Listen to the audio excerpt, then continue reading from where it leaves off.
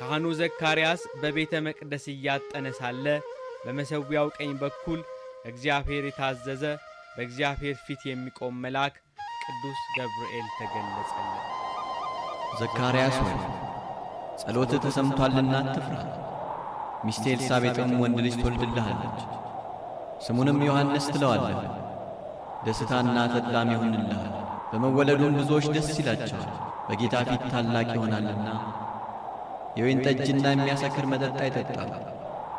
ገናም በእናቱ ማኅፀን ሳለ መንፈስ ቅዱስ ያድርበታል። ከእስራኤል ልጆች ብዙዎችን ወደ አምላካቸው ይመልሳል። እርሱም የተዘጋጁትን ሕዝብ ለጌታ እንዲያሰናዳ የአባቶችን ልብ ወደ ልጆች የማይታዘዙትንም ወደ ጻድቃን ጥበብ ይመልስ ዘንድ በኤልያስ መንፈስና ኃይል በፊቱ ይሄዳል። እኔም ሽማግሌ ነኝ፣ ሚስቴም በዕድሜዋ አርጅታለች። ይህን በምን አውቃለሁ? እኔ በእግዚአብሔር ፊት የምቆመው ገብርኤል ነኝ። እንድናገርህም ይህንንም የምሥራች እንድሰብክልህ ተልኬ ነበር። እነሆም በጊዜው የሚፈጸመውን ቃሌን ስላላመንክ ይህ ነገር እስከሚሆን ቀን ድረስ ድዳ ትሆናለህ፣ መናገርም አትችልም።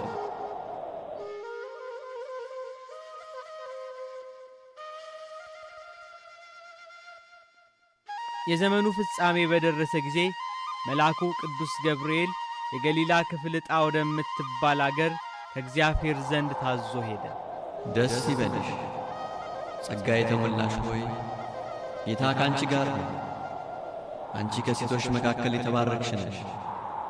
ማርያም ሆይ በእግዚአብሔር ዘንድ ጸጋን አግኝተሻልና አትፍሪ።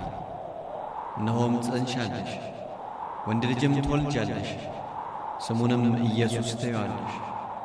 እርሱ ታላቅ ነውና የልዑል ልጅም ይባላል።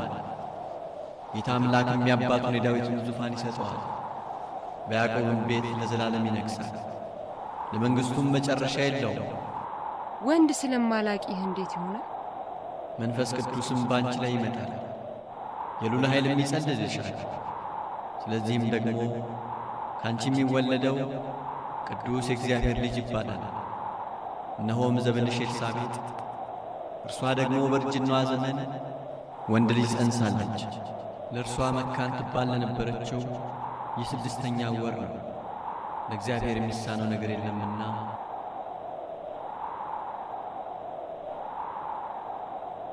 እነሆኝ የጌታ ባሪያ፣ እንደ ቃሌ ይሁንልኝ።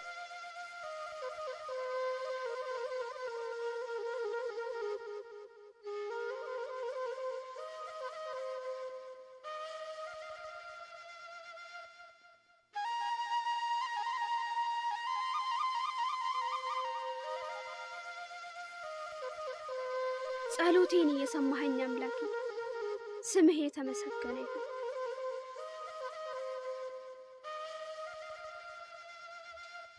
መጽነሴን ካወቅኩበት ዕለት ጀምሮ ለ6 ወራት ያህል የወላድነት ስሜት ውስጤ ሞላ።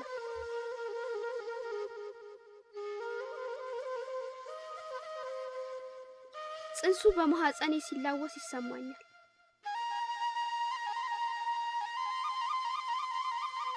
ፍቅሩና ደግነቱን ያሳየኝ ጌታ ባሰበኝ ወራት በሰዎች መካከል ነቀፌታዬን አስወገደልኝ።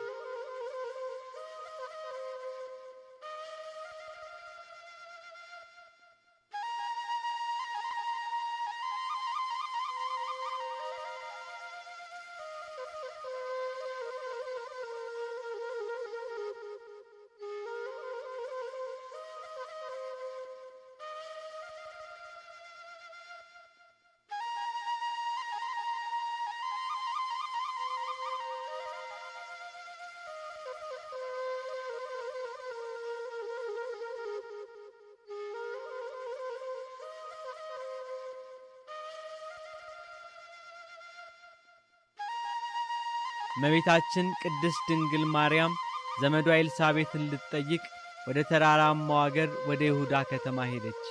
በዚያም 3 ወር ተቀመጠች።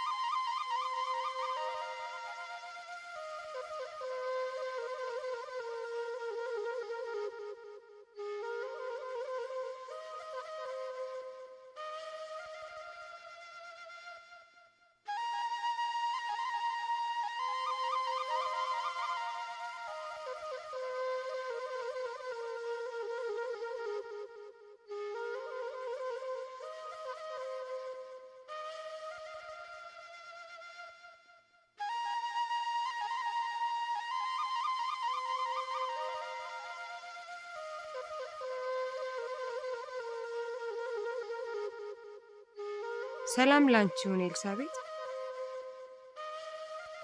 አንቺ ከሴቶች መካከል የተባረክሽ ነሽ፣ የማኅፀንሽ ፍሬ የተባረከ ነው። የጌታዬ እናት ወደ እኔ ትመጣ ዘንድ እንዴት ይሆንልኛል? እነሆ የሰላምታሽ ድምፅ በጆሮዬ በመጣ ጊዜ ጽንሱ በማኅፀኔ በደስታ ዘሏልና። ከጌታ የተነገረላት ቃል ይፈጸማልና ያመነች ብፅዕት ናት።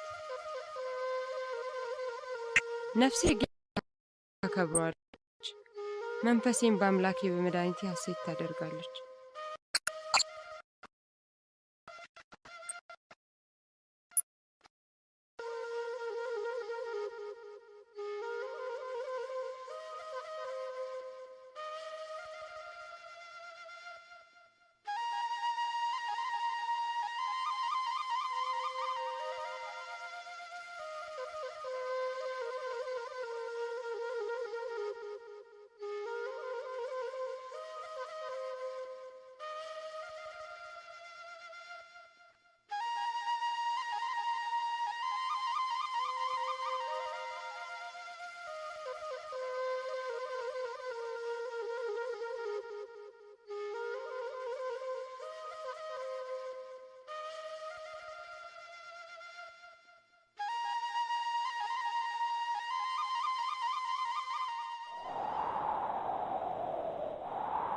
እነሆ ለሕዝቡ ሁሉ የሚሆን ታላቅ ደስታ የምሥራች ነግራችኋለሁና አትፍሩ።